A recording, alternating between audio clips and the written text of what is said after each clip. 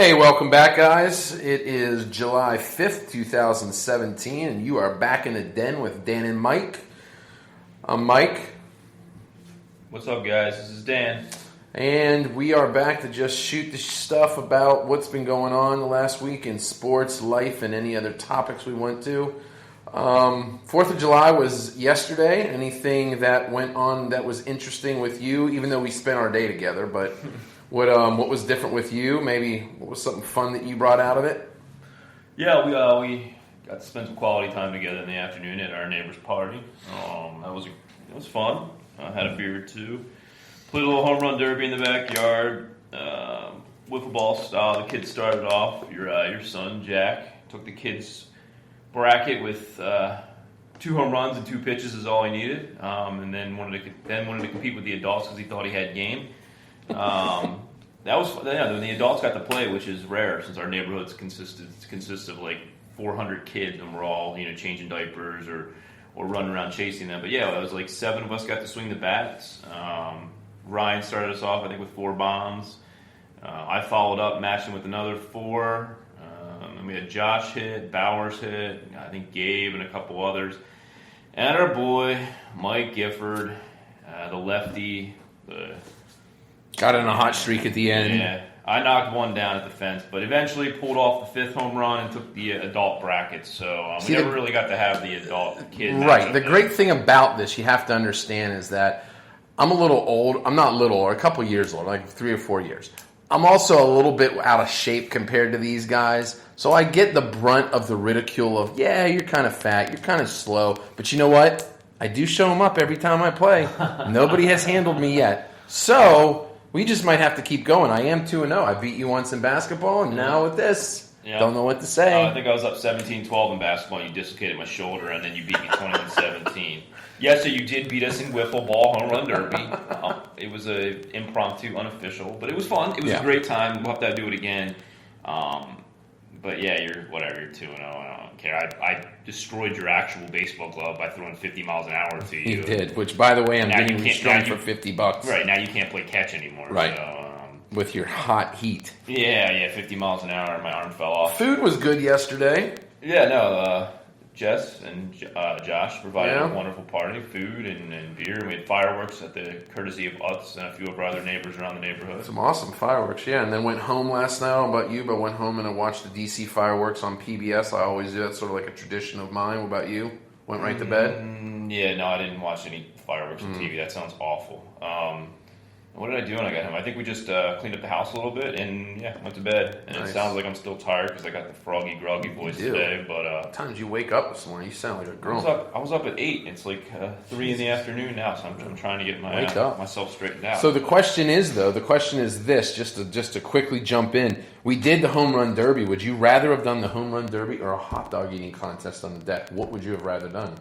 Well, I walked away from the home run derby not throwing up or sick, and really not injured. My oblique might be a little strained, so I'll take home run derby every day. I like hot dogs, but I don't want to mix a quantity of those with some alcohol and throwing up on it. Definitely 4th of July. I think I'm in the minority in this compared to talking to you guys. I love the hot dog eating contest. I think it's fantastic. I think it's what America is about, and I told my wife when we were watching it, imagine what they're doing in Afghanistan right now. Those guys are building even more bombs to come over here and hurt us because they're like, you dumb-ass Americans. What are you doing? But anyways, the boy Joey Chestnut wins his 10th trophy, I'm pretty sure. Yeah. He ate 72 hot dogs and buns. Oh, my God. I told my boys, I said, I could probably kill 10 hot dogs in that amount of time, and I'd be sick for 3 days. I've eaten 3 hot dogs at the Orioles game, and I'm sick for the whole night. Yeah. But let me just go over, just real quick. In that 72 hot dogs, he consumed 20,160 calories, 1,296 grams of fat, 2,160 milligrams of cholesterol, 56,160 milligrams of sodium, and 720 grams of protein. And this is from Darren Ravel. Yes. I hate that guy so okay, much. Well, that's from Darren Ravel to cite. So, anyways, I always thought that was fun. It sort of kicks off my 4th of July. And my boys and I, we watched The Patriot with Mel Gibson on the heels when we talked last time going to Philadelphia. So they had to sort of see that, and they were riveted. My little one was in shock when the Heath Ledger character got killed, and then when the guy who killed him got killed, he's like, yes! So I can see that he was really into it. It's a good movie. So, I'm not a big Mel Gibson fan, but I do. But anyways, 4th of July was fun. Who was his number one competitor? Who did Chestnut go up against? Was it Kobayashi again? No, it wasn't Kobayashi. It was this kid from New York, Sincati. Okay. He actually did a personal best of 60 hot dogs. I want to say somewhere around there. He was keeping with them. At first, they were eating 10 hot dogs per minute, and eventually went down to about 7 hot dogs per minute. But yeah, he did pretty well. And no, Kobayashi, even Stoney, and who was the runner-up the year before, really fell off. And but it's interesting. These guys are crazy. The two first competitors were a dietitian and a nutritionist. And I'm telling you, they look like their bodies are... One guy ran 3 marathons. Yeah, well, I mean, and I'm just like, you're the one holy that said cow. This is what America... This represents America, which I don't think it's anything to be proud of. I'm embarrassed by this. I'm looking at the screenshot of these guys. It just looks disgusting, doesn't it? Awful. I mean, imagine how sick they got to be today. But they're trained to do it. imagine that your stomach is the size of what they said a small Nerf football, and you can expand that to almost 2 to 3 times. I'd rather win a wiffle ball than a hitting contest or I know. whatever. Yeah, I probably would or beat you 1-on-1 if you didn't hurt me during the middle of the Man, match. you're crazy. I am bitter. I agree. So. But anyways, yeah, good 4th of July. Yep. Sort of like the middle of summer is here, and I think the next thing we're looking forward to in a couple weeks is that British Open. So we'll be talking more about that in the next couple of weeks. We should pod live from the British Open, not from Birkdale. 6 a.m. One of baby. us are rich enough Bangers, to fly out mash. there, but as we were watching it, Let's do it. Bangers, mash, Guinness. Well, yeah. The other thing that was going on yesterday was the Gordon Hayward. Did you see that? The will he, won't he sign with the Celtics? Yes. So eventually, the sources that had him rumored to go there were confirmed late last night. So Gordon Hayward is now a Boston Celtic, which kind of capped off quite a few days of NBA action from the free agency market as well as the trade market.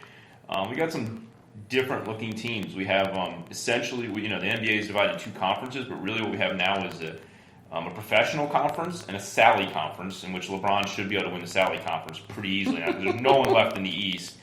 And man, if you're a team in the West, just winning the West should get you a pretty significant trophy. You should get like an NBA champion A trophy or something. Right. Like well, that. especially when you have people like Mike Gifford complain when you don't have enough rings. I mean, but only one team is going to get a ring. Probably going to come from the West. Although you still got to get through LeBron in the finals, but just to get through the West, it's unlike anything I can remember as far as the lopsidedness of one side of the coin in a league. I don't know. I think you could go back to the 90s and you could say, when you had the Jordans, you had the end of the Pistons, you had the Knicks, who were pretty solid. You also had the Celtics coming to the end of Larry Bird's time. So I think that was pretty decent. And then you brought in like Shaq with Orlando. But yeah, you definitely had teams, or you've had times over history in all sports where one conference is a little heavier than the other. I mean, that definitely happens in the NFL, and it seems to fluctuate a couple years at a time. The AFC is really strong with their quarterbacks, or then you might get, the NFC when you have the Aaron Rodgers and Eli Manning's hitting on all cylinders. But what I'm saying now is, we talked about super teams a couple weeks ago, and now we've got like 4 or 5 super teams in the West. And the East, I give the Celtics credit because they're trying to put together their super team to get there, but it's just like, it's no longer is there 1 or 2 super teams. There's like 4 in one division now. I think you have a super team and the rest. Yes. I mean, Golden State's the model. Yeah, I mean, exactly. They're the epitome. They're what everyone else is striving for. But it's what they're trying to get to. But anyway, the Celtics and the Cavs really are the 2 teams to beat in the East now. I mean, the Cavs haven't changed much. They still have Kyrie and LeBron, and at this point, still have Kevin Love. And actually, locally, I think the Wizards took a hit too because they're going to be losing Otto Porter to the Nets. He looks like he's going to sign a deal if he hasn't signed it already. And, it's not really a big 3, but, really he was a 3-point leader until the All-Star break. And Wall and Beal and Oubre was a rookie. And then you also had Porter. They were doing real well together. So losing him, it doesn't sound like a lot, but No, I mean, and the Wizards were up there. They were going to make a shot, maybe, but now with this whole Celtics thing, I think the Cavs were legitimately scared of having to face the Wizards because Wall's great. He's a great player, and Beal's a really good complementary player. Second tier superstar type of guy, and then Otto Porter is no slouch.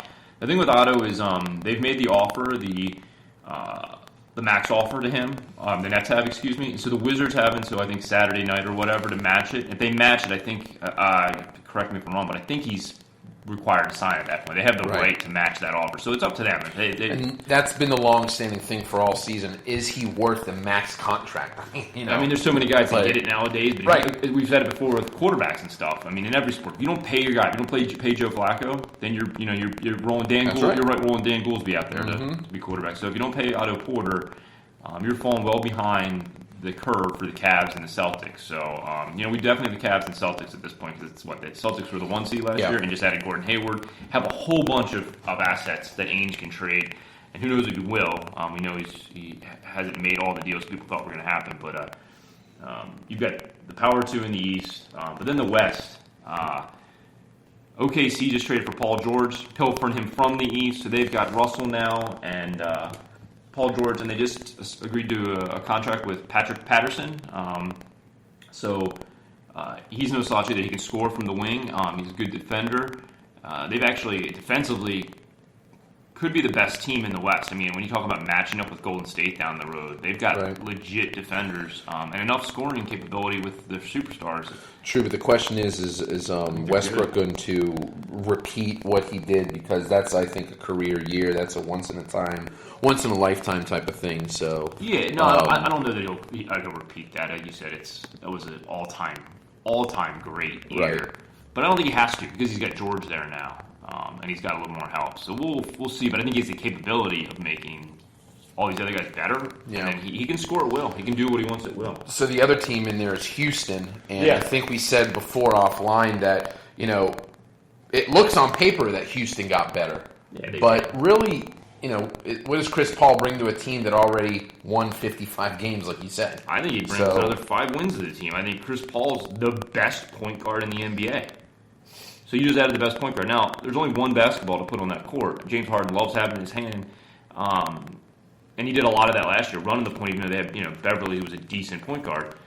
I think, though, you got 2 players there who want to win the NBA championship. And you got an offense that puts up, 110 points a game under D'Antoni. And a coach that will allow you to do that, too. Correct. Right. And they got enough big men now who are healthy that they can run the pick and roll. Mm-hmm. And D'Antoni's best years with the Suns and the Knicks, when they had the big men healthy, that's when those teams they rolled. I mean, they didn't win championships, right? But they were really good teams with Nash and Stoudemire and whatnot. So I think, with Clint Capella and Nene there, I think between Paul and Harden running the point, you're going to have a lot of matchup problems down low, and then you have these scorers on the wings that, are MVP candidates. So I think they're a lot better. I think Paul makes them a lot better. It'll be interesting to see if, you have a Chris Paul taking that lead spot, if a Harden is going to want to take that side role like he was in OKC and give up some of the scoring opportunities and some of the stuff to some of the things that he does to Chris Paul, in efforts to have them win. Yeah, I think he's going to have to give up some of the triple-double stats. But he's no longer the guy in OKC. In OKC, he was viewed as the third guy. He's viewed as the star here. Yeah. So I think he's going to be all right. I also like what the Timberwolves did. Yeah. Getting Jeff Teague, Taj Gibson, and the big one is Jimmy Butler to go along with their young stars already. Yep. So I think they're going to be really good. I think the West is going to be one of those things that you want to keep your eye on. The East is just going to be another one of those seasons where it's like top 3, 4, and you see him play. That's great watching. But, I might be willing to stay up on a Friday night or Thursday night to watch some of these Western teams. Yeah, if you can get Minnesota up against one of these, Golden State. We're going to talk about Golden State. They're obviously the best of the class of the NBA. But, Minnesota, they were incredibly unlucky last year. Their point differential says they should have been better than their record was. They've upgraded the point guard significantly. Some people love Rubio, but Jeff Teague is a better player all around than Ricky Rubio. And then Jimmy Butler, he's a top 10 player in the league. Like, they got him for nothing. They got him for a couple young, I don't call them retreads, but they're not that good. Zach LaVine and I'm missing on the other one, but Butler was rumored to go to a couple different places for significant prospects, and I think the T-Wolves did great. I think you got other ones too. I won't go too in depth with them, but it was Chris Dunn, Zach LaVine, and then Ricky Rubio went to Utah, I think, to entice Gordon Hayward to stay, but that sort of didn't. I mean, Denver got better as well. They got Millsap on a 3-year deal. You know what? Gordon Hayward left Utah because he felt like he wanted to drink after ball games. Because that can't happen there. That's why he left. Yeah. Pelicans got Cousins last year at the deadline, and they didn't do great with that. But I mean, they just re-upped Holiday. They got Holiday, Davis, and Cousins, arguably a big three there as well. The Spurs are always good. They're going to win 50 plus, maybe 60 plus games. Well, yeah. If it just skipped my mind. If Kawhi can come back from injury pretty well. Yeah, I mean, we'll find out, but I think it'll be fun. And then there's other teams that are going to be getting better. The Lakers are holding off a year to be that team in a couple years, and I know you hate the Ball, but if Ball ends up doing what he, at least he's touted to do, you'll have him. They just traded for Brook Lopez, who's not a superstar, but he's a darn good player. So he's going to help Ball's development, right? And they're going to have all this money to the cap. So in 2 years, you might talk on another team in the West. Whatever. I know. But anyway, it's been fun to watch. It's not over yet. There's still plenty of rumors going around. Like I said, there's the Porter news, and there's other stuff like where's Carmelo going to go? I mean, I'm not a Carmelo fan. But I don't think he's really even. I just don't think he's relevant anymore. Well, I think you put him in the right situation. Like he comes back with D'Antoni, and they can get that offense rolling with Harden and Paul. I mean, and then you have Derrick Rose. They say yesterday met with the Clippers, so maybe the Clippers can re-up. Does Derrick Rose still play in the NBA? Yeah, he does. He's still around. So it'll be interesting to see what happens in the NBA. It's fun because it's almost like a video game. Because I don't know about you, but when I used to play as a kid, like Madden in those games. The game playing part wasn't fun. For me, it was the GM part where I got to trade and do all these things to see who I could get. So I don't know about you, but free agency is always fun to see where these guys are going to go. And let's talk about what they're going to do when the games come. Well, I mean, I really could care less. If you buy the video game, you have to make a super team by tricking the computer. Yeah. You've got like 5 of them to choose from. I'll take the T-Wolves right now and play with those guys. I remember in Madden, you just would put up I want 3 guys, this X amount of money, and I want Tom Brady. The computer would go, no, and you just fiddle with it until you can get Tom Brady. Or you just start the franchise in the override status anyway. Yeah. Just be like, screw you, I'm taking Tom Brady. You can have my 7th round pick. You don't have to do it anymore. You have like 5 super teams in the West. So anyway, the NBA's been busy. It's been fun to watch. I'm not a big NBA guy, but it's hard not to see it on Twitter or come across a ticker. So it'll die down here eventually. But I'm doing schoolwork and I'm crowbarring my way in because I'm looking at my computer right now. We should have a word of the day. This is the word of the day for you: magnetoencephalopathy. That's the word of the day for you. Figure it out. I'll give you a prize. Magnetoencephalopathy. Did you say Magneto from X-Men? Close. I know who that is. That's a term that I had to use in my studying today with brain waves and stuff. That sounds like a disease that Magneto would give somebody. That's fun, huh? No, I'm never going to look that up. You can listen to me now. I'm barely awake. I'm not Googling. You are barely awake. All right. Well, last week we chatted about, because we're in the middle of the baseball season, the All-Star game is upon us, basically. We have 6 more days until we have the break, which will have the Home Run Derby and the All-Star games. Finally, the rosters are out. The Home Run Derby rosters are out. We touched upon who we thought was going to be involved last week. And now we have the 8, 4, and 4, as we mentioned. Stanton, Bohr from the Marlins as well, Blackmon, and Bellinger from the National League. And in the American League, we have Aaron Judge, Mike Moustakas, who I cannot stand. I hate the Kansas City Royals with a passion. Miguel Sano, well-deserving. And Gary Sanchez rounds out the American League. So, by the way, you went 5 for 8. Yeah, it's not bad. Pretty good. I think one guy I got forward was Joey Votto, the guy you said you didn't want to see in it. But Joey Votto is one of the best players in baseball. And how Justin Bohr gets it because he's got 17 home runs or whatever the number's, 18 home runs, and he's a Marlin. Who wants to see 2 Marlins in the Home Run Derby? Well, they are having the All-Star game. But the fans don't show up to the regular games. The people that are going to show up to the All-Star game are mainly across the country. Right. And then the people watching on TV aren't Marlins fans, so who cares about Justin Bohr? I mean, there's an argument, who cares about Gary Sanchez? He's got 13 bombs. He's a catcher. He's a Yankee. That's why he got in. There's other guys who are more deserving than Gary Sanchez. But at least he's got the name. At least he's got the team. Justin Bohr over Joey Votto, the 31-year-old first baseman who's already going to the Hall of Fame. it should have been Joey Votto. So You just love Joey Votto. I love That's Joey it. Votto. I have Joey Votto on all my fantasy teams. I've had him for like 5 years. He does nothing but hit the baseball, and he hits it hard. So Right. he would have been a great home run guy. But they haven't come up with seeds yet. So they basically they bracket it up, and they have them go against each other. in I am the finals. looking for a Stanton Judge or a Yeah. Bellinger Judge final. If Judge doesn't make the finals, I don't want to hear about him the rest of the year. Oh God! So now you're putting a whole lot of weight Right. into a home run derby, Right. which you normally like, just give Right. me the rings. Oh no! Now This kid, Now I want this. I don't want to hear about him all year. I want him to If he can't hit 25,000 home runs in the home run derby, I don't want to hear about If him. the I'm MVP, out. if the MVP voting today, Aaron Judge wins the MVP. True. The home run derby doesn't mean anything. Man, but close second by my man over there in Washington. Who are you talking about? Zimmerman, he is That's the NL having a MVP. year. That's the NL MVP. Aaron Oh, that's Judge true. is I'm thinking overall. we Okay, know you yeah. don't know anything about baseball, but I know about baseball. I'm thinking New Orleans of football. I think the Okay, favorite, gotcha. the favorite in Vegas, the favorite final that is, it's going to be Judge versus Stanton. I mean, they're the two Mm-hmm. mashers. Stanton won last year. He's home. He's obviously going to be the crowd favorite for the Marlins fans that are there. I think you're going to see him probably as the 1 or the 2 seed getting a match up against some of the lesser names. But anybody can get hot at any time. Anyway, I'm hoping it's Stanton Judge. And if I had to put my money on one, I would take Stanton. At home, he's used to the park. He's used to the pressure for what there is because, he, like I said, he won it last year. I don't think Judge is going to feel the pressure because he's hitting like 330 with 27 bombs. He probably have the easiest swing up there. He Yeah. probably won't feel anything. But, Just boom, boom, I mean, I boom. can see Bellinger crapping the bed as a real young guy. Yeah. But Judge just seems unfazed, which I didn't see this coming. Like I mentioned this 2 weeks ago. I have 0 Aaron Judge shares in all my fantasy teams.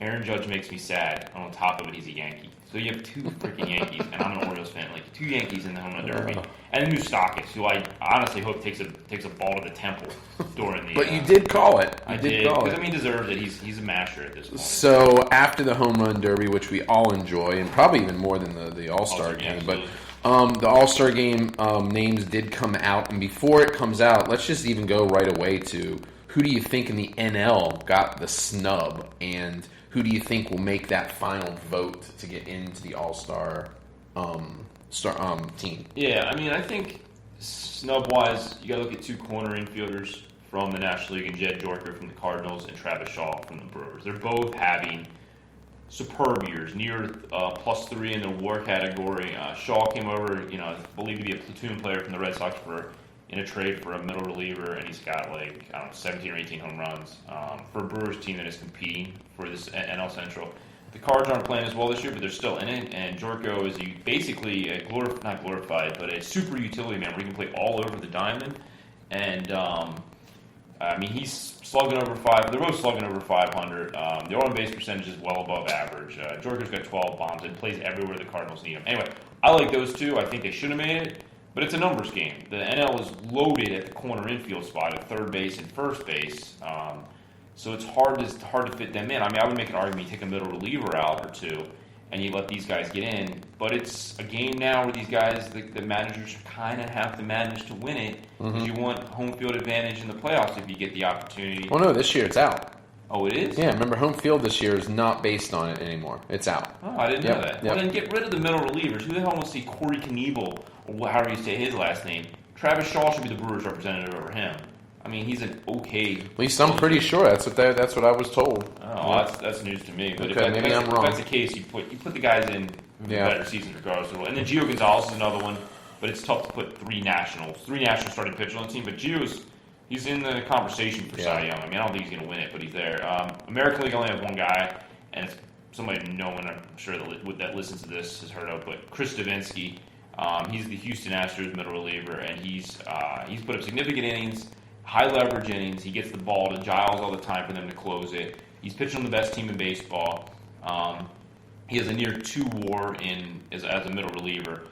He should be there, over Dellin Betances, who's there based on name, and again, Yankees. Betances is a great pitcher, just hasn't had as good a year. So reward the guy who has, and make him, give him that opportunity to be in front of the All-Star crowd. Right. Betances has had it once other in his life. So those are the 3 guys, or 4 guys, I guess, that if I had to make an argument, I would. But I don't have a whole lot of people on the teams that I would take off, and they've cut the rosters by 2 this year. Mm-hmm. So it's even harder to make that happen. So, what about you? Do you have anybody? Again, just locally, I think Anthony Rendon probably should have made it somewhere. Maybe, hopefully, gets that final pick. I think the Nationals are just having a very great season altogether, hitting wise. I mean, you have 3 starters out there in Harper, Murphy, and Zim. Which is terrific. And 2 starting pitchers, one of them might start, right? Yeah, exactly. And the pitchers, just looking at it for the National League, is phenomenal. I mean, it's a Hall of Fame roster. So I don't understand how they're even going to be hit on by the American League. I agree. We say that every year. And if you're going to put money on the team you think is going to pitch, all of a sudden Kershaw goes 3 bombs in the first, and it makes no sense. But now, I am reading here that Chris Bryant didn't make the All-Star roster. Correct. That's interesting because I think, I would think a lot of, even though now the Cubs are below 500, I still think by name recognition alone, almost like a Bryce Harper, even if he's injured, Bryce is always going to make that All-Star team. Why is Chris Bryant not in there? It's this thing that I think your stars need to be there regardless if they're having fantastic seasons, but some of those stars need to be on that. Even if it's a bench, they need to be there. Sort of like a ceremonial type of thing with like Cal Ripken. You know what I'm saying? Yeah, but I mean, Bryant's league is like 3rd year. He was an MVP. He was the MVP last year. I'm not arguing that Bryant isn't an All-Star. He's not having the same season as some of the other guys. And I disagree with you. I don't think it's a career achievement award, lifetime achievement award. I think it's what have you done in the first 2 to 3 months. And I also think it's important for MLB to showcase some of their players. That said, Bryant would be one of those ones you. That's what I'm talking about. That's what I'm saying. Right. But look again. What do I just say about the corner infield spots of the National League? Nolan Arenado is elected as the 3rd baseman, deservingly so. He's an MVP candidate for a team that's surprising, and he's arguably the best defensive player in all of baseball, even better than my boy Manny Machado. And then you have Joey Votto, Paul Goldschmidt, Jake Lamb. So I mean. Brian didn't live up to what he did last year, at least to this point. Right. And I think that's why the argument is, well, give Jake Lamb the spot because Jake Lamb's leading the NL in RBIs. He's got 20-plus home runs. And that's what the All-Star game should be, I understand. You take the guys who are awesome at that point. I get it. Brian not being in is a surprise. But you also have the rule, got to have one guy from each team. So the Braves got to have Ender and Ciarte or whatever his name is. No one cares about him except for people in Atlanta, and even they probably don't give a crap. So, and you're missing Chris Simmons. Bryant. Aren't you missing Simmons too? Andrelton Simmons is not there. Yep. He has a solid year. The other pitching that you'll laugh at me just again being a homer and stuff like that is, but I love what the Pirates always do with these has-beens. They bring them back, and Ivan Nova's had a really good season this year. Yes. But him not being in there. It's one of those things. It's a fully loaded National League pitching staff. But I love what the Pirates do with these guys that are just thrown off. Because I have a friend who's a Yankees fan. He's like, Ivan Nova sucks. But you know what? Just like Francisco Liriano, we're going to get a bunch of wins out of him. Well, I think you have the best pitching coach in all of baseball, and you have the number 1 pitcher's park in all of baseball that suppresses home runs and runs. So I think I think the pitching coach is legit. It's like Ray Cerrone or whatever his name is. Steerage. Yeah. Oh, yes. Absolutely. Sorry. I think that combination of his tutelage for them and the fact that they're pitching 18 games at home in a park against weaker competition than like what Nova's going against in the AL East. Right. Nova's pitched very well this year. I have multiple shares of Ivan Nova in my fantasy leagues. He's pitched much better in April and May than he has in June so far. He's starting to get hit a little bit more. He does not deserve to be an all-star. That said, I agree with you. Liriano, Nova, the guys they bring up, they constantly have pitching. If they can get the hitting going, they still have, I think, a window to do something. Now, just going in real quick, local again, I didn't even see it because I don't think I was looking, but who made it from the Orioles? Scope. Okay. Jonathan Scope, well-deserving. So, Manny's not there. Chris isn't there. Chris Davis is terrible. They should never pay Chris Davis. We should have done this podcast 3 years ago, and I should hopefully, at that point, Dan would be able to listen to me and not sign that guy. But a great dude, not worth $400 billion that we gave him. Manny doesn't deserve it either. I mean, Manny has a bad luck this year. We talked about that in our later podcast, but the results aren't there. The defense still is. But the hitting's not, not just overall, but even in moments when they counted on him, he's not doing it. Scope's hitting bombs, and Scope is as good defensively at second base, which isn't as important as third. He's having a great year, yeah. Scope's great. He's great. I mean, if you're going to pick one, that's good. And we still have injured guys that aren't going to be able to make the trip. So you might have the Chris Bryants of the world, the Manny Machados of the world, something like that, get asked. Like Trout's made the decision, or he's been told he's not going to play in the All-Star game. He's very, very close to being back and was elected, and I think is like the second or third highest vote getter. but it's just not worth them risking him come back for the exhibition game. So you're going to lose him, and you might get an Andrelton Simmons to replace him, or a Manny Machado or something like that. So there's still a chance to get your guy in. So we're looking at the Home Run Derby on Monday night, and we're looking at the All-Star Game on Tuesday night. So that'll be a fun couple of days. Got a break Sunday until Thursday, and we're coming to your house for the we're going to get some people over. We've had, when I lived in North Carolina, we had people come over, wear their jerseys, eat some hot dogs, have some ice cream. Oh, I look forward to a hot dog bar. We should do a hot dog eating contest at the All-Star Game. Oh, God, it'd be so sickening to my stomach. We can finish it with like ice cream eating contest. But we are coming into this just dead period. But, once we get over the hump, we got golf, we got training camp, and there's let's golf go. every week. Meaningful golf. The Greenbrier Classic is this weekend in West Virginia. I'm looking forward to it with DFS implications. Right. So speaking of the All-Star game, Mike hates non-majors. I do. No, I look for greatness. I don't look for mediocrity. Mediocrity is during the season. I want my 5 big tournaments plus the World and the Ryder Cup. That's me. That's what I do. And I love golf. I love golf. I love sitting on a Sunday watching the Greenbrier. No, I can't do it. Go down the stretch. I can't do it. I got so many other things to do. Plus, if you 6 guys I picked today could just one time make it happen so I can win like $10,000, that'd be great. I mean, whatever. Yeah. I'll buy a Patrick Reed jersey.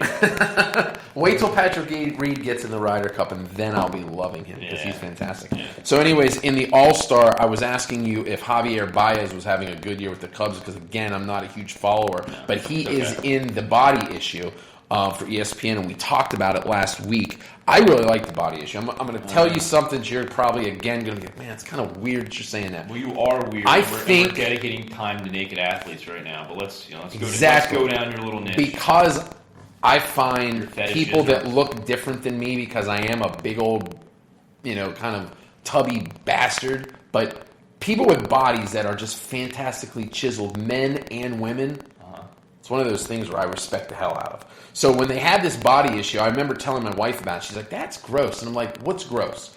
Seeing a man or a woman who has devoted their time and their effort to make their body look beautiful like that, I think is a coffee table worth magazine. I don't care if it's for a kid, an adult, whatever. This is not for the kids, folks. You got naked people. Oh, I'm not saying in that terms. What I'm saying, it's not like a Playboy I'm putting out there. No, it's not pornography. No, that's what I mean. I don't want my 9-year-old looking at Joe Thornton and Brent Burns. I don't even know, doing a face-off in front of a goal, whatever I'm looking at here. Beards are pretty solid. Although he's got the fatty man bun. It's crazy. The beards are awesome. But see, you went right to the men. I can't grow a beard.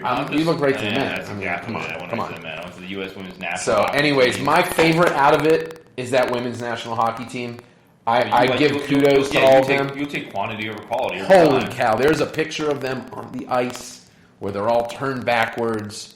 You love it? I don't know, man. I think it's great. I think they did a fantastic job. I think the rock climber with the missing leg, with it's not missing. Well, sorry, with the leg that's not there. I'm sorry.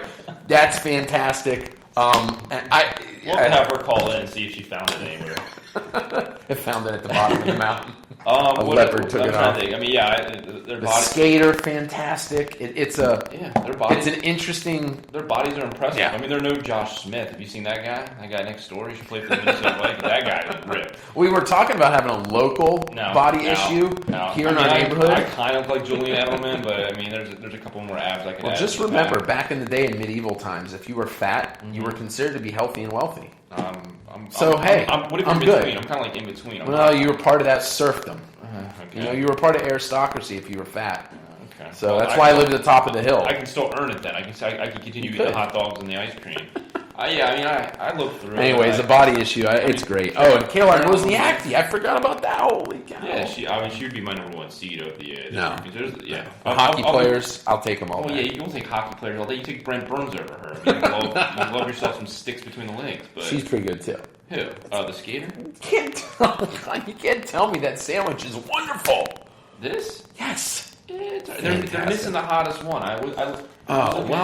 What's her name? Holly Knight, I think it is. Okay, but Hillary Knight from the U.S. Women's National Team. But there's nothing you wouldn't. When you look at you wouldn't get rid of them. When you look at hottest women out there, whether they're athletes or actresses or whatever, Hillary Knight makes her way to the top with the Alex Morgans of the world. Yeah. How did they not get her in this picture? No, maybe she didn't want to show it off. Immediately, if they had Hillary Knight, they wouldn't need all 6 of them. It would just be her.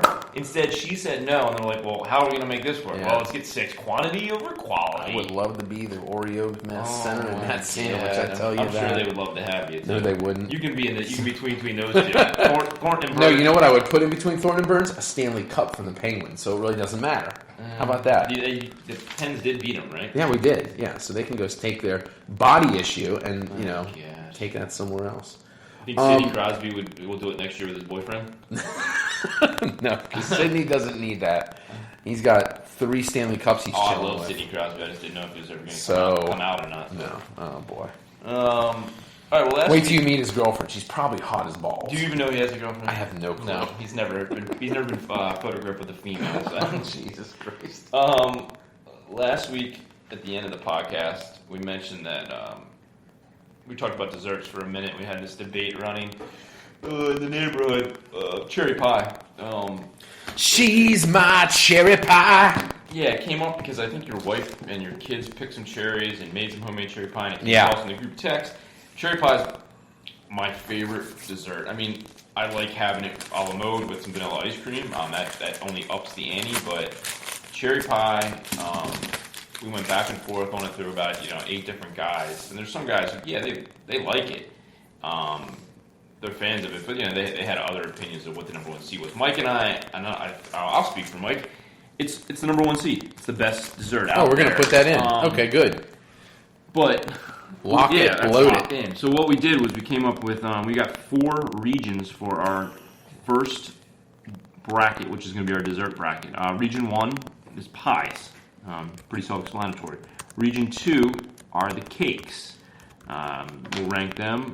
Region 3 is ice cream, just flavors. And then Region 4 is other, which is just going to be a hodgepodge of desserts that don't really fall in the other 3 regions. So what we got... Can we explain why we came up with the others? It's like the West region, It's when Maryland doesn't win the conference, so they're 5th. Every time. They just throw them out there in the West. Let's put them in Tacoma. Right, and then Maryland fans whine, bitch, and complain, we're out in the West, this is so unfair. But then they win their title coming from the West. They did. As the 1 seed. They were a 1 or 2 seed. They were the 1 seed, and they won, so they can stop. Right. They can stop whining now. So anyway, we've been back and forth among the guys in the neighborhood about what are the best desserts. So we came up with 8 desserts in each of these regions. We're going to rank them. We're going to debate, where they fall in that region, and then down the road we'll have some votes on it, and we'll come up with a champion from each region because of the Final 4, and then an eventual national champion of desserts for at least. Ding, ding, ding, Hill, ding. That's right. Bolton Hill National Championship. Right. So let's start with pies real quick. So you said cherry. Okay, let's do it. Cherries are 1 seed, That's right? Has to I mean, there's nothing else. It's going to come out of there, too. I mean, if you don't vote for cherry pie... I mean, Washington cut down a cherry tree. Right. He's our first president. If you don't like... If cherry pie's not your number 1, you might as well move to Russia with Trump, all right? Let's see. We also got apple, peach, pumpkin. Mike can't spell. Mike's literally the worst speller and texter in the history of... Oh, I am. Yeah, you're awful. And I'm also a teacher, so God help us all. Yeah, right. Key lime pie, banana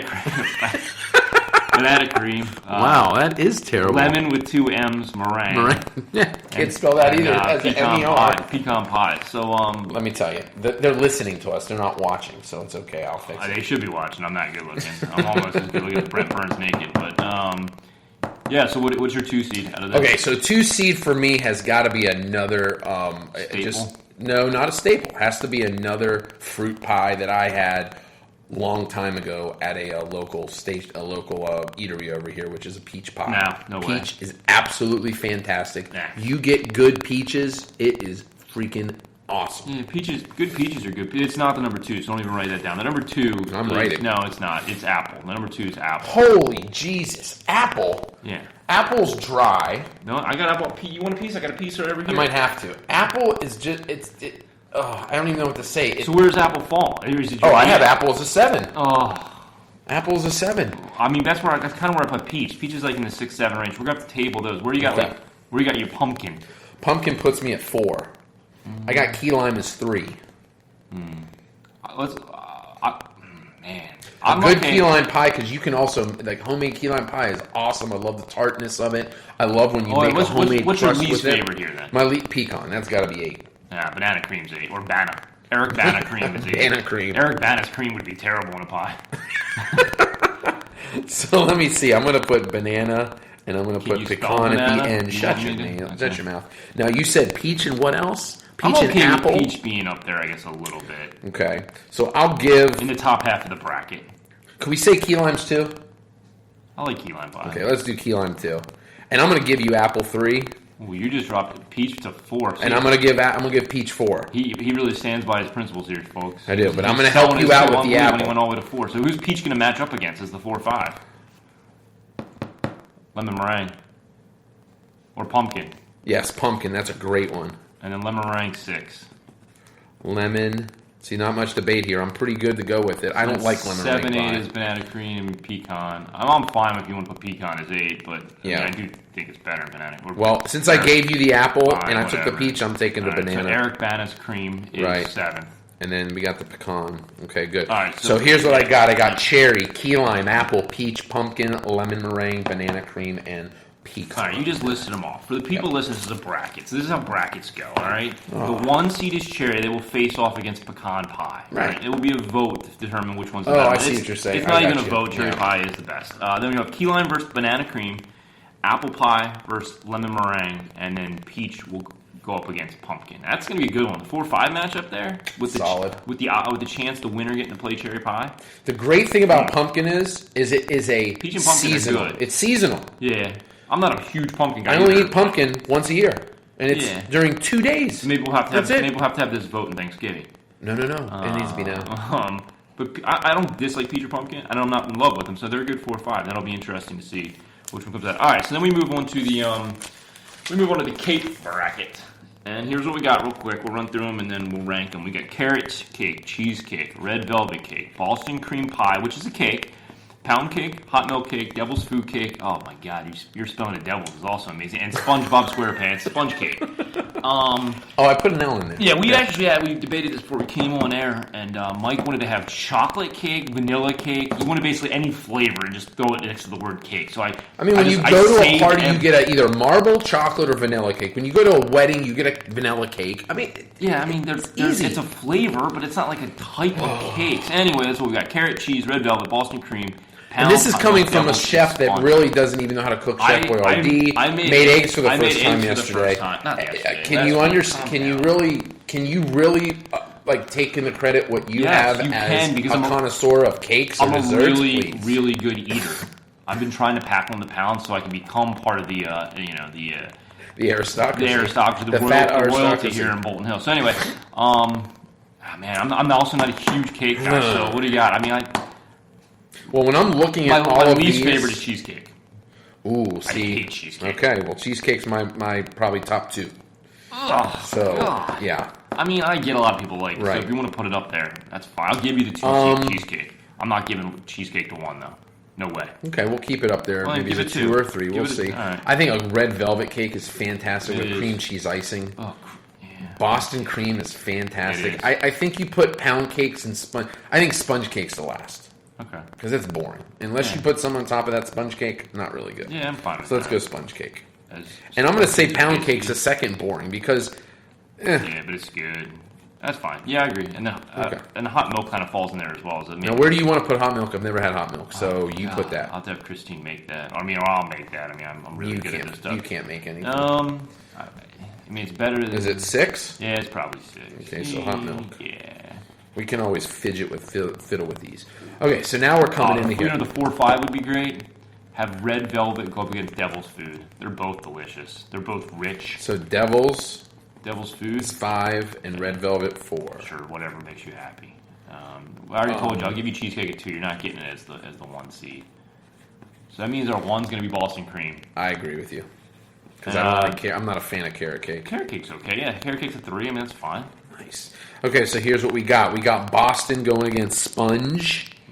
We got cheesecake, which is fantastic, going against pound cake. Pound cake will pound that in a submission. Mike can take it to pound. I got a great picture for you. We got 3 carrot going against hot milk cake, and then we got the fabulous 4-5 matchup of red velvet versus devil's. Red velvet devil. That's a hard one. I mean, Yeah. I don't know what I do there.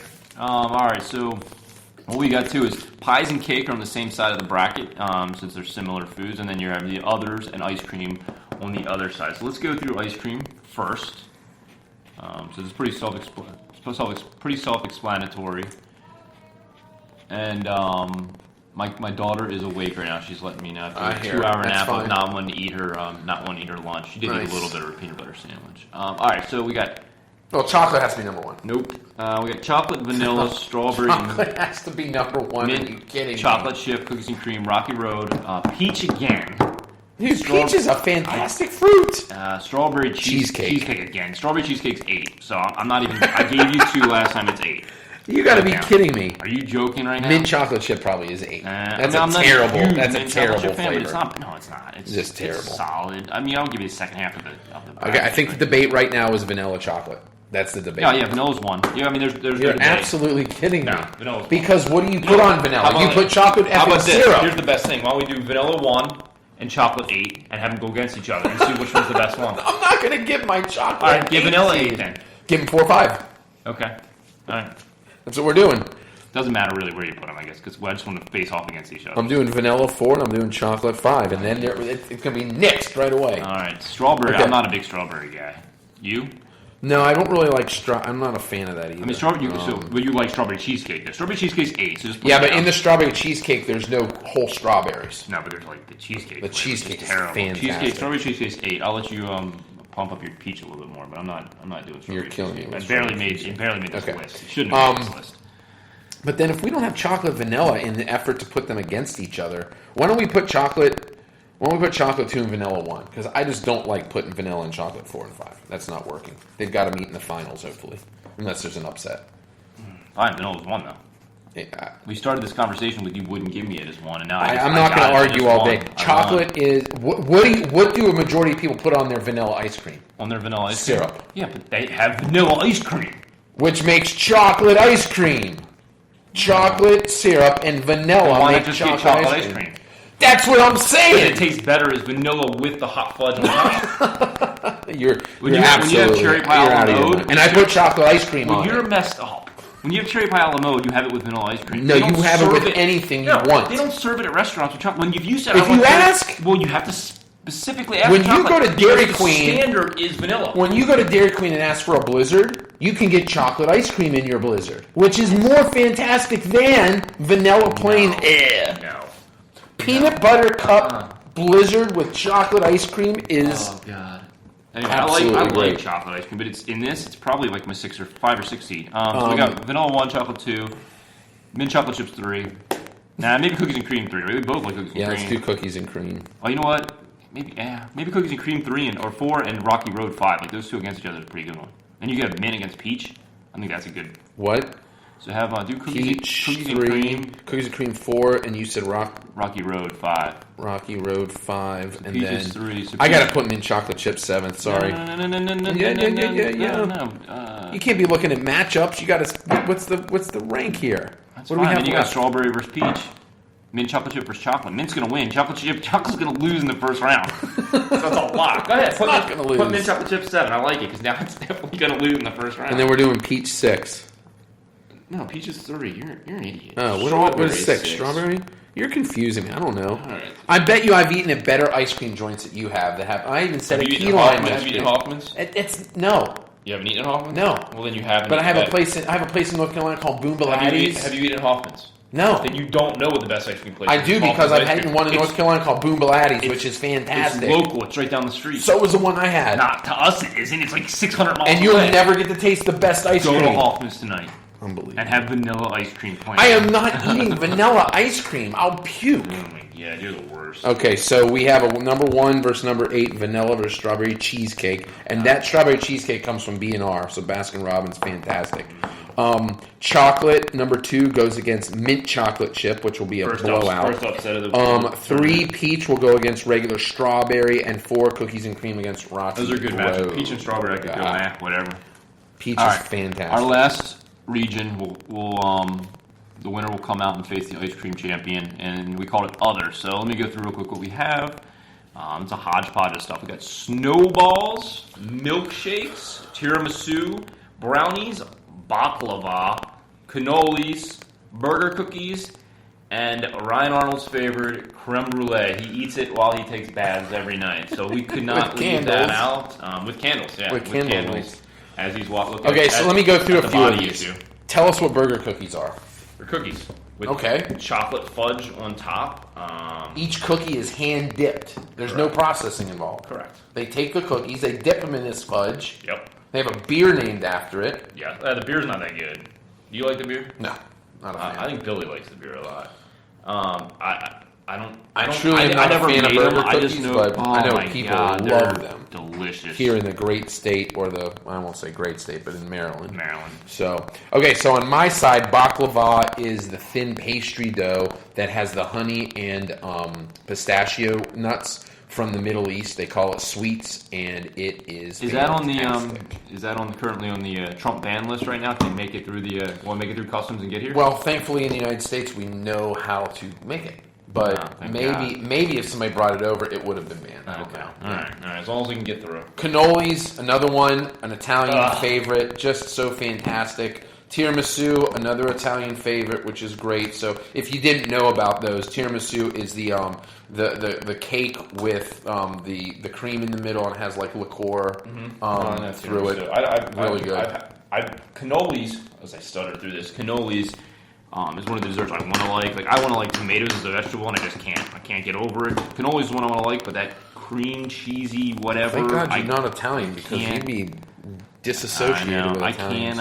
I can't do cannolis. So I mean, there's a couple in here that fall way down. Okay, so when I'm looking at this, I see the top two seeds of Snowball Milkshake. Yeah, Milkshake's one. Milkshake's one. I mean, it's essentially a liquid form of ice cream. It's delicious. Ice cream has its own here's my separate thing. Snowballs. What kind of milkshake? I mean, and then you're just getting the flavors essentially and toppings. But really, banana, peach, my two tops. No, they're both terrible. That's terrible. Snowball is definitely 8. Oh, Snowball's what's your flavor milkshake? What's my favorite flavored? Don't tell me like a vanilla milkshake. You're an idiot. You are pathetic. Vanilla, maybe like a cookies and cream. Like you get from Jesus Christ. I mean, chocolate's too rich. Don't put Snowball 2. Snowball's 8. It's frozen water. Oh, no, it's not. It's frozen water. Oh, my God. In the state of Maryland, they have Snowball stands every section, and when you get a good fine ice, so just sour apple with ice cream in the middle and marshmallow on top and nerds in the middle. Remind me what ice is again. It's frozen water. Remind me what ice cream is. It's frozen milk. Exactly. It's milk. Okay. It's milk. But milk, I don't drink milk. It's water. disgusting. There's water in my pool right now. We can make snowballs out of my pool. And all the urine that's left over from the kids that put it in there. That's what snowballs is. So you're disagreeing with snowballs is number 2? Snowballs is frozen urine, essentially. You're too much. It's going to be 8. Put it up against milkshake and see where it stands. See where it comes out. No, we're not. We're ranking these what we like. Yeah, it's better than cannoli. Creme brulee's 8. No. Creme brulee's 8. It's got egg in it. I freaking hate eggs. I hate cannolis. It's got like cream cheese in it. So we'll go 7 and 8 then. That's fine. Creme brulee's 8. Oh, man. Sorry. You might have just... Ryan's going to disown you. Well, I don't care about Ryan. He eats a froofy dessert in a froofy tub that he probably doesn't urinate in. Well, I hope not. Not while he's sitting there. You urinate in tubs? No, because I don't take baths. Yeah, it sounds I don't take baths. Yeah, I think we... But I do. We're going to have to hold that for later. We gotta okay, so cannoli. Yeah, we're going to hold the urine talk for later. We've already talked about urine snowballs. Oh, boy. Here we go. Okay, so cannoli creme brulee. I don't know enough about baklava. I think I might have had it once. So. I think brownies has to be... Oh, brownies are 2. Yeah. 2? They might even be 1, but I mean, milkshakes are awesome. We're going to say snowball 6. 6. You've given up a little bit on it there. You said it was a clear number 2. Or 1. I'm going to say tiramisu 4 and baklava 5. So then what are we putting at 3? Oh, burger cookies. Snowball's done. Nope. Snowball's 3 and burger cookies are 6. They're still going against each other, but I'm giving Snowball the home court. Well, Snowball's is going to get crushed. And burger cookies, and you know what? That's a great matchup because that's Maryland things. Well, it's also a real dessert versus frozen water. So I guarantee you, I will put money that Snowball wins that pod. right there. Wins a pod? Well, Comes out no, of wins the region? game. Wins the game. So here we go. We got number 1 Milkshake going up against number 8 Creme Brulee. We got number 2 Brownies going against number 7 Cannoli. We have number 3 Snowball going against number 7 Burger Cookie, and the 4-5 matchup Tiramisu versus Baklava. And let's just be honest here, like we're going to need people to vote on it, and our listener base is pretty small right now. So mainly it's our friends and family. So it's going to be done through like a group text at this point and some Facebook posts. Eventually, we're looking to get our own website. We'll have that kind of stuff posted on the website with our podcast to be able to download. And hopefully, if we're quick enough on transitioning to that, this will be up there as well. So we're going to move into our final discussion. It's going to be another bracket. We had multiple brackets we wanted to do. We limited it to 2, and it's basically going to be. It's not basically going to be. It is the top 8 quarterbacks. The definitive quarterback bracket. Correct. Let's just say that. And definitive. When it comes down to voting, it's going to be each individual to vote for themselves, whether they think it's stats are the most important, championships are the most important, whatever defines yourself as the better quarterback. But what we did was came up with 8 quarterbacks. 7. Yeah, but 7 plus a playing game for each decade from the 80s, 90s, the 2000s, and the 2010s. Even though we've only had 7 years or so of that. So we've got... And the reason why we had the play-in bracket was because we had so many quarterbacks and we didn't know how to get the quarterbacks from prior to the 80s involved. We said, let's go ahead and come up with 4 play-in games to be the number 8 seed in the 80s, 90s, 1000s, and 10s. So. Yeah, that's fine. So here's who we got in the 80s real quick. We're going to run through them. We're going to rank them as well, 1 through 8. And I'll take notes of it here so that we have it. But we got Joe Montana. He's an okay quarterback. Dan Fouts, Randall Cunningham, John Elway, Boomer Esiason. Boomer Esiason. Ignore it. Bernie Kosar. Mario, which I think is supposed to be Dan Marino. Say Mario. And terrible. Our playing game for the 80s, even though they're not really 80s quarterbacks, will be Johnny U, the greatest quarterback of all time, really. So if he doesn't... Then why are we discussing I this? don't know, because it's fun to vote on this kind of stuff. But Johnny U versus Donovan McNabb. Let's just go over there real quick. Johnny U is considered by many to be the greatest quarterback of all time. He's the forerunner of every forward type of pass there is in the NFL.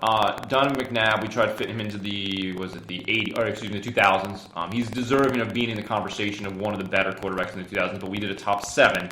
He didn't make it. He did go to 4 NFC Championship games. Consecutive NFC Championship games? 4 consecutive NFC Championship games. Yeah. And one of them was a Super Bowl that ended up losing by a field goal, as most Patriots Super Bowls end up. Field goal to the Patriots. So it's McNabb versus Unitas is the play-in to get to the 8th seed, and then we have, like I said, the other quarterbacks. So we got to rank them. Number 1's Montana. It has to be. Yeah, so it has to be Montana. And we know that he's going to play the playing game. So then we got to come with 2. McNabb. 2. You in my opinion, you have to do. It's between Elway and Marino. Yeah. Elway, he went to 2 Super Bowls in the 80s. Yep. Marino was 1. Marino went to 1, but I really believe Marino is the statistical monster of the 80s and 90s, and was the guy that got there. So I think Marino's 2. Elway's 3. I think a 4-5 matchup that really has to be there would be Dan Fouts versus somebody else. Dan Fouts is very underrated with his passing yards. Dan Fouts was a leader in passing yards for many years. Yeah, I'm fine with Fouts as a 4. So then it comes down to like Cunningham, Esiason, and Kosar. If I were to rank those guys right now, I put Esiason, Cunningham, then Kosar being my 7th seed. Yeah. I don't think Bernie had the luxury of a really good running game. He had a nice defense. They had a very good team. Cunningham had to guide that Eagles team. They had a good defense. Esiason had to guide that team. So I really give it to Esiason being the 5th seed. I think Cunningham would be 6th, and I think Kosar would be 7th. Yeah. I don't know where you fall into line with that. I don't really have any heartburn over that. I'd like to see. I think Cunningham doesn't. He gets credit. That's why he's on this list, and in fact, we also argued him for the '90s list as well. Mm-hmm. Boomer went to Super Bowl. Went to Super Bowl in '88. And Bernie went to the AFC Championship game 2 years in a row. And lost on the fumble? Yes, the fumble and the drive.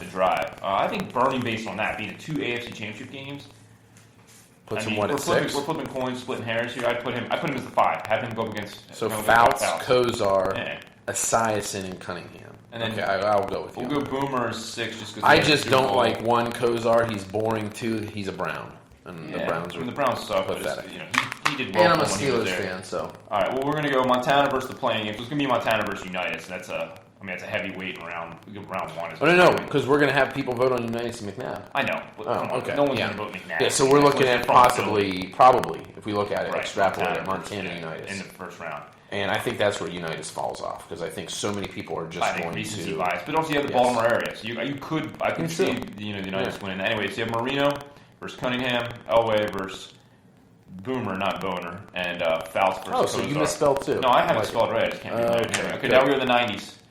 Who are our quarterbacks? So we have Brett Favre, the younger, Yep. Warren Moon, the older, Dan Marino, the elder, I should say, John Elway, the elder, Troy Aikman, Steve Young, Jim Kelly, and then in our play-in bracket we have the 4-time Super Bowl champion Terry Bradshaw, and the 2-time Super Bowl champion of the 80s. And the reason why we picked these two guys, Roger Staubach, this was the rivalry of the 70s. All right, they were both game managers, right, and we're all great teams. Oh, great Lord. teams. So, anyways, that's what we have there. They're the Trent Dilfers of the 70s.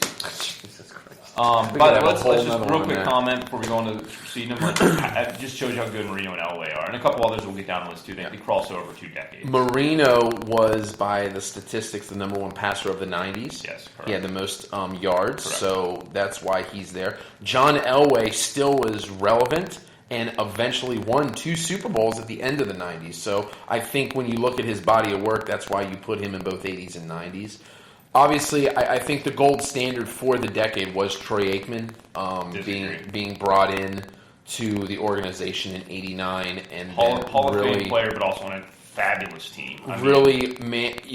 Steve Young was the gold standard. In the 90s. I can't even finish a conversation. Well, Steve Young lost to the Cowboys twice, so he loses on that merit alone. No, he only lost, has one Super Bowl champion. He lost to the team. So, anyways, Troy Aikman is the gold standard of that era, of that decade. And then I'm going to even put him above Steve Young, which goes against my whole thing about championships, is Jim Kelly. Jim Kelly ran the high-powered, fun-and-gun, running gun offense before run and shoot before it was even popular, and he went through 4. I don't care what you say. He went through 4 consecutive Super Bowls. But you're the opposite. You're always telling me if you don't win it, you're a wuss. Exactly. You're terrible. That is the one caveat to my whole argument that Jim Kelly was a fantastic quarterback. Jim Kelly's awesome. Fantastic. I agree. I mean, Jim Kelly's not the number 1 of this group, but I love Jim Kelly. So I'm saying for number 1 of the decade is got to be. I think it's a toss up between 3 people. We just said got to be and toss up in the same sense. Which one are we doing? I don't know. I waver a lot. What do you want me to do? I think Aikman's number 1. He's the best quarterback in the 90s. When you go back and think of the 90s, I think Aikman's 3. He's number 1. I think Aikman's 3. And who are your 1 and 2? My 1 is going to be Elway with 2 Super Bowl championships. My 2 is going to be Young. I understand he only got the 1 Super Bowl, but his passer rating was second only to Favre.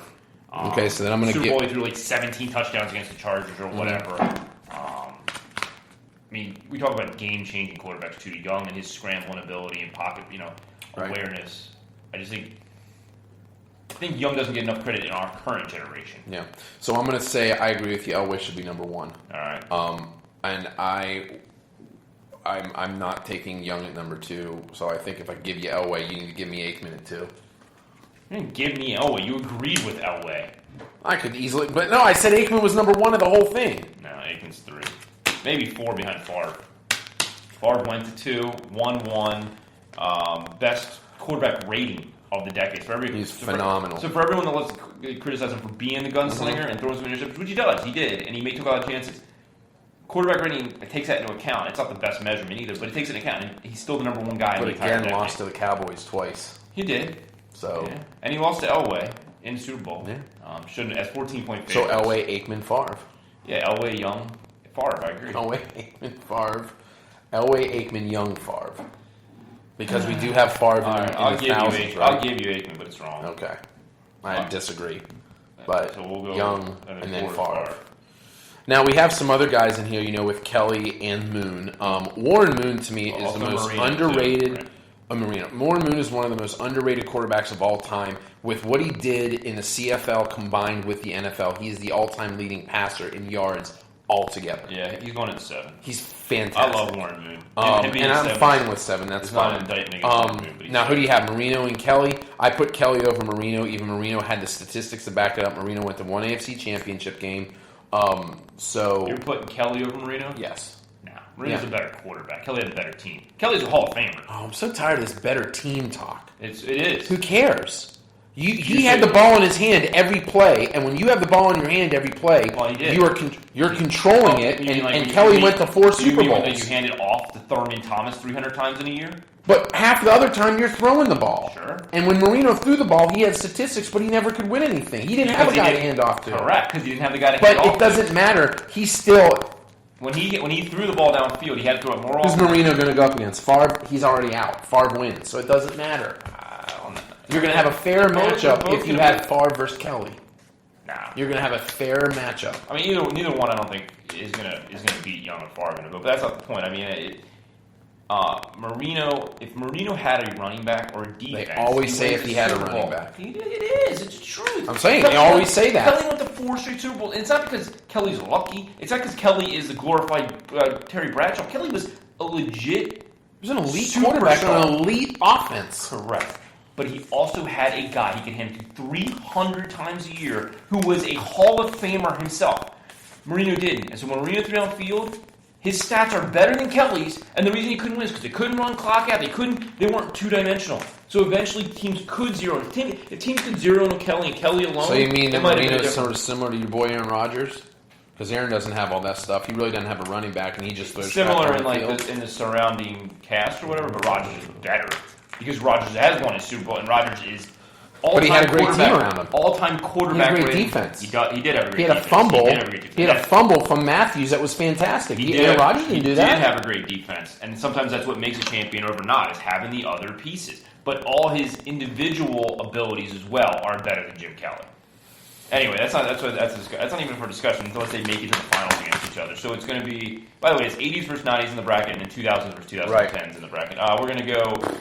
I'll go Marino. We'll go Marino Kelly. Okay. I disagree with you completely. I gave you Aikman too. And I'm hoping that the listeners out there will think and understand that winning is 80% of this. Nah. And Marino was outshined by the Bills the whole decade. Because the Bills had a better team. In the 2000s, we have Brady. Wait a minute. Bradshaw and Staubach. We put them down there. They're playing game for the 90s. So anyways, 2000s, we have Brady, Breeze, Peyton Manning, Brett Favre, the older, Ben Roethlisberger, Kurt Warner, Eli Manning, and then the play-in is Ken Stabler versus Bart Starr. Mm-hmm. Well, obviously, we got, Tom Brady, I think, has to be the number 1. I don't think there's anything above that. Fine with Brady. And Peyton's number 2. Actually, you know what? Let's think. Let's. All right, they're 1-2. We'll come back to that. Who's 3? Okay. Number 3, I think from what you have told me, has got to be a toss-up between Breeze and Warner. I think it's between Favre and Warner. Ooh, okay. I disrespect Kurt Warner. I know you've given me a lot on there. I just don't find him... I mean, Favre led the 2000s in passing yards. Again? Oh, that's right. You told me. We were talking about Miami. Yeah, he had maybe his best season as a Viking. Right. And, they lost the game, and they lost in overtime with some interceptions. Played in one championship game, made no Super Bowls in the 2000s. Correct. In his career. Bounced around to 3 different teams. Yeah, he did. He didn't have the most glorious end of his career. Neither did Johnny Unitas. I mean, he didn't have, the scandal, the dick pic text message or whatever it was. But, Johnny, you played for 2 teams in his career. So it happens to different players. Where do we put him in the 90s? Where is he in the 90s? Who's that, Favre? Favre? You got the 4 seed. Okay, so I'm going to give him number 2 then. Let's do that because he has to rise because he's got better. He can't be 2. He's not above Brady or Manning. Oh, no, 3. I'm sorry. Oh, what was I saying? No, Brady, Manning, Favre, then Breeze 4. And then Warner 5. I like Breeze versus Warner. Yeah, I like that. Even though Ben versus Warner would have been great because they met in the Super Bowl. Yeah. But okay. Right. But then I think we're coming down to Ben and Eli. I think of that class, again, this is Homer in me, but I think Roethlisberger just outshines both Rodgers and Manning altogether. Rodgers? So, not Rodgers. Rivers. I'm sorry.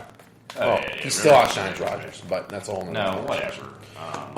So we'll give Ben 6, Eli 7. Right? Yeah. And then, so 1-2, I argue to this day that Peyton Manning's a better quarterback than Tom Brady. Again, I go back to team. We can go a whole podcast on that. Brady's had the better coach and the better team. Peyton Manning has got 2 Super Bowls. One he won at the end because of the defense, but the one he won without a defense and with an okay running game. And the guy he calls every play on the Adai field. was a pretty damn good runner. He was okay. Joseph Adai was an okay player. Dominic Rhodes was an okay player. The only thing I give to Peyton Manning, He called every freaking play. that's right, he was the offensive coordinator. Brady's called in. He lost executes more it. in the playoffs than Brady has And lost in the playoffs. Correct, but he always lost to Brady and a better coach. A coach that got him a couple loss. times. It's a loss. Not a whole. You can't put. He lost every to a loss- Steelers team that should not have beaten the No, that's Colts true. at home. Brady's lost playoff games too that they shouldn't have lost. It happens. It does happen. Rare. But it happens. Ben's lost games he I shouldn't have took my lost. kids to GameStop Rodgers today, lost at home and at what's the 15-1. poster on the front of Madden this year? Tom Brady, and what edition is it? The GOAT edition, because he is the greatest No. all-time Well, that's quarterback. That's what this poll's about. But no, it's Manning. I think we have to, for the whole thing, do Brady then Manning. We have to let the listeners decide Fine. that. We Fine. have to. Fine. I don't think I we hope can I say hope Brady that. loses in round 1 to Bart Starr. Me too. All right, so we have Brady versus the playing game, which is Starr and Stabler. Yeah. Okay, now the tens. Peyton versus brother Eli. Favre versus Ben. We'll have another Packers quarterback beat Ben in the Super Bowl. And then Breeze versus Warner. 2010s, we have Brady again, Peyton again, Breeze again, Roethlisberger again. And then you throw in the greatest of all time, Aaron Rodgers, including Phillip Rivers and Russell Wilson, so 2 NC State products there. And then our playing game will be Matty Ice versus Tony Can't Hold a Snap Romo. So 8 is the playing game. All right. Number 1 is Aaron Rodgers. I'm just writing that in there now. I mean, No, he's the greatest he is quarterback of all time. not. Yes, he is. Tom Brady is still number 1. No, he's not Peyton the Manning quarterback. is still number 2. Yes. Aaron Rodgers will be 3. No. Yes. I already wrote Rodgers in. You can erase him. I can't. It's pen. It's going to be Aaron Rodgers. So we're debating 2-3 now. 2-3 is Brady, Peyton. We are not. Yeah, we are. I'm not pressing stop until we get that. No. Yeah. Aaron Rodgers does not have.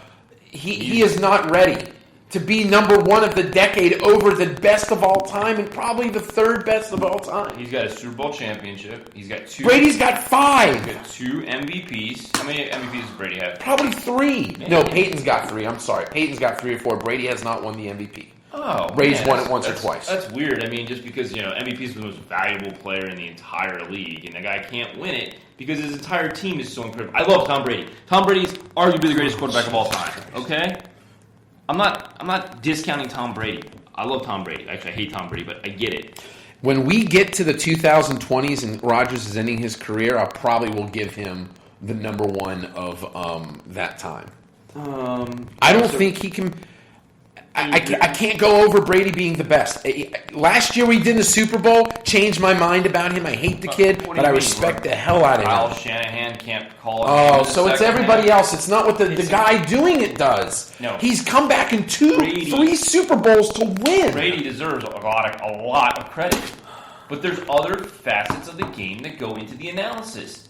The Falcons went into a shell, which they didn't do all year long. Brady can't come back in 23. How about how he played in the first half? Oh, it doesn't matter because he played so well in the second half. But still, the Super Bowl, he played terrible in the first half. No, when you talk about toughness in quarterbacks, to me, Brady's always awesome. Roethlisberger comes up there. Brady just almost equaled or eclipsed him in what I saw in that Super Bowl. He is mentally stable and tough in games. Absolutely. I look at Aaron Rodgers as a circus act. Oh, he my. is great at throwing these fantastic bombs, doing this, doing that. It's fun to watch him. It is fun. He's a good quarterback. He's not Tom Brady. He's not Peyton Manning that went to a second team to win a Super Bowl. Yeah. He's not. He got benched along the way. Good. He's old. He was 40. Aaron Rodgers might not even make it to 40. So Rodgers is 1. We agree on that. 2, I'll give you Brady since you're arguing so hard on Brady. I'm 4, quitting. 5, 6. We're an hour and 13 minutes. I think I'm quitting. And I retain the rights to the den with Mike when we go to a new podcast, He doesn't check even- me out. He doesn't even know. Check the name me of out the on my podcast. podcast. He won't be able to spell it, or text it out, or email it out in any sort of format. So he's going to need. Okay, if you want to do that, This is what is happening. and This is an executive decision. I get a couple of these. okay. You don't get a couple, I get a couple. but there's going to be massive. There's going to be massive backlash. Aaron Rodgers is not the best quarterback right now. He's not. Yes, he is. He is not. Yes, he is. If you had to start a team right now with a quarterback, you'd start Brady over Rodgers. Yes, because I think Brady has 5 more years, and I think Aaron Rodgers will go downhill. But based on nothing, just based on you think that. Yeah, I believe that. I think Brady is a transcendent. It's taken me 17 years to understand it. He is the ultimate football player in the NFL. He's very, very good. Aaron Rodgers is not going to win another Super Bowl. Aaron Rodgers might get to one more Super Bowl. Oh, boy. So you're saying you have faith that he might get there, but has no chance of beating that other team that one more game? No, I don't think he beats Tom Brady. Tom Brady's going to be in the next 4 Super Bowls. Can I bet He can't against beat that? him. Can I bet against that? Off we can. Yeah, off We show got to we make can. it on the podcast so it's official. $1,000 says he doesn't. And have when the my next Super boys Bowl. come to beat your boys, I'm going to prove to you that my quarterback's better. My receivers are better. My running back is Are you talking better. about Ben Roethlisberger better than Aaron Rodgers? Yes. Oh my gosh! What when the I'm Packers, so tired of hearing Ben get 0 accolades for the stuff he does, and hear about these other circus acts who throw crap up in the air to let me just throw Did off. you watch Ben this past year on the road? His splits. Did you see him in the AFC Championship game? Yes, he was there. Where was Aaron Rodgers? Same championship Well, they game? can't play in the AFC Championship. The NFC Championship. Was he there? He was not there. Okay. It's different. Bye. It's different games. It's done. It's enough. It's different games. It's different teams. No. It is. I don't care what they do with Aaron Rodgers. This is where you are right with me. This is not objective. It's subjective because Ben is a better all-around quarterback rather than slinging balls around. He's better. He's better. Well, let's leave it up to the votes. He's better. What'll happen is, Peyton number 3. what'll happen is these guys aren't going up against each other in the first round anyway. So it'll flush itself out. I like Roethlisberger 4 versus either Breeze or Rivers. I think that'll be a fantastic matchup. I mean, it's fine. Let's just call. But it, I think- let's call it Breeze versus Ben. I mean, it doesn't matter. 4 or Let's 5. go Breeze 4. No, because what you gave to me earlier about what Breeze has done with the statistics, the 2 5,000-yard seasons, although Ben 2 years ago was 1 yard behind having a 5,000-yard season. He was the top-rated You act passer. like I'm criticizing Ben Roethlisberger. So- I like Ben. I'm a big Ben fan. So 4 Breeze, Ben 5, Yep. and then Wilson's got to take it over. Rivers. okay. He's got 2 Super Bowls. He should have 2 Super Bowl victories. Okay. If Pete Carroll weren't an idiot. And it's I sound contradictory there because again I don't believe Super Bowls are the end all be all measure. But the guy was he is good. Russell Wilson's very good, and he got 2 Super Bowls, and he won 1 Super Bowl, and he drove his team down the field and should have won the second Super Bowl. They just could have run the ball 1 yard, which is what they should have done instead of throwing the pick into what it was. I'd like to go back to the draft when Russell Wilson came out in the 3rd round from Wisconsin because you would have been in my house when I was saying I wish the Steelers would have picked him up. You know what he is? He's a winner. He wins. That's what is the mark of a good quarterback. Yeah, but no, there's a skill set. You can be a winner. Like Trent Dilfer was a winner, but he Ben's was a winner. Trent Dilfer was a winner. He won a Super Bowl. He game managed. He did. No, I'm just saying he did what he had to do. Correct. So you pick one of the. You No, pick the game in which the best defense ever wins the game. And Trent Dilfer throws to who? Stokely for a touchdown? 2 has-beens? That defense won that game. Oh, yeah. Don't even put Trent Dilfer in any of these things. You just talk about winning, though. You can't have it both ways. You can't say win and then When has Trent Dilfer won beside that? Win doesn't matter. When he doesn't. Russell matter. Wilson has been consistently a winner from NC State to Wisconsin to Seattle. He's a winner. I mean, when NC you State, look at him, Wisconsin. What did he do there? He didn't win. He didn't win. What do you call conference championships? No. But I'm saying like he'd have those Why guys. not? He's so good. He went 7-4, 8-3. Congratulations! In college, that's pretty good. You go to a bowl game, that's pretty good. He lost to UNC. That's pretty good. Pretty good. And then he gets drafted in the 3rd round, undervalued by everybody. Well, Trent Dilfer, didn't he win it? He won a damn Heisman, didn't he? I don't know. Did he win a Heisman? I think you're thinking of Detmer. Winner. Winners. When I go into a draft room, I look at statistics. I look at that. In football, can you lead and be a leader? Trent Dilfer's not a leader. So you got that from Russell Wilson, despite the fact that he didn't win anything in college, right? He didn't. He's a winner. But he leads. I'm not arguing that he hasn't won in the NFL, but you say... Roger Staubach is a winner. He leads. He freaking ran the Navy offense. He was a naval officer. Goodness. There are so many things that are not involved with statistics because it's not like baseball. It's football. There are so many things that go into. You can't, and it proves to you can't have some Joe Blow behind the freaking center. So I just want to know why. He needs to know. Why on draft night? No, let me ask you. I'm asking why on draft night was Russell Wilson a winner? Why did you know then he was a winner? How did you know that? By just by him winning. By just what I've seen him play. Because he went 6-7 the first time he strapped it up for a full season for NC State. Right, because he was what, a sophomore or a freshman? Okay. I'm just telling you what he did. What did Aaron Rodgers do when he was at Cal? Well, we'll get to Rodgers. Please. I don't think so. He was picked like Kyle Bowler because he was a hot name, and he just ended up rolling the dice and was better. His second year, he did one worse. He went 5-7 his second year. With NC State, okay. So transferred to Wisconsin. He's a winner. And had 2 winners. He's a winner. He's got 11 wins in 2 years. 2010, he improves a little bit. Almost matches his career numbers the following. He goes 9-4. Let's see. If I recall, took him to a Rose Bowl, right? That's NC State again. And then he transferred because he's a quitter. And went 11-3. Lost 3 games. I mean, so he didn't win 3 games. He lost 3 games there. He had a guy named Monte Ball, too. I think ran for like the most yards ever. But whatever. I mean, we pick whatever facts that help our argument. And Okay. So what we got is Rodgers, the GOAT against the playing game. Ryan and Roma. That'll be easy. Rodgers will move on. Brady versus Rivers is easy. Peyton versus Russell Wilson. It's a good matchup right there. I mean, didn't Wilson beat him in a Super Bowl? No. Yeah. Yes. Yeah. You're right. 48. You're terrible. And then Breeze versus Ben is the best matchup of the first round. That'll be that'll be interesting. So we got 80s versus 90s, and then the aughts versus the 2010s. Like I said, the voting will have to be done through some sort of social media and text messaging to the friends and family that will listen to this. And like I said, we'll get this out distributed eventually, and it'll be on the website and things like. I think brackets like this will be out there for people to vote on once we get that all set. And some of the upcoming brackets we had discussed is maybe your favorite TV type of shows, type of actresses. Breaking Bad is already won that, but it can play for second. I hope everyone listening understands how difficult it is to work here because it's either his way or the highway, and no matter what you say, it doesn't matter. So I only argue hard for something when I know that I'm right, which is most of the time. I'm hardly ever wrong. Okay. Almost all the time. That's fine. Almost Who all was the in time. the NFC Championship last year? It was the Falcons. I think it was the Packers. Yeah, it was, you dick. And they got whooped. Housed. I think they were getting 3 points. And So the Steelers. Arnold gave that to me as the Steelers got double or nothing bet, and I took the Falcons minus 3. It'll be telling in Week 14 when we play the Packers in Pittsburgh, and we should go to that game, but you won't go to the game because you're scared. You have to sit in your exact seat and have your exact water bottle and your because we both can't afford $200 a ticket. Pee at the exact right time during the game so that your team wins. So, anyways, this was a super lively debate today. Enjoyed it. Do you have any other hot takes you want to put in here before we leave? Anything? No. Last week you talked about Band of Brothers. We are going Friday with our children.